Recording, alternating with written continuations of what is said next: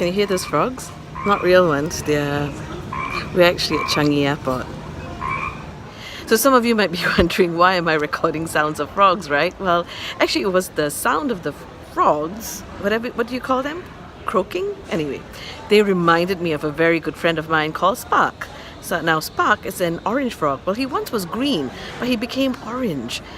Why? How? Well, his story was inspired by Sean Ajor's The Happiness Advantage. As you can tell, my copy is very well used. I love Sean's book, which really inspired my life, and it made me go on a quest to find out, hey, how do I teach this?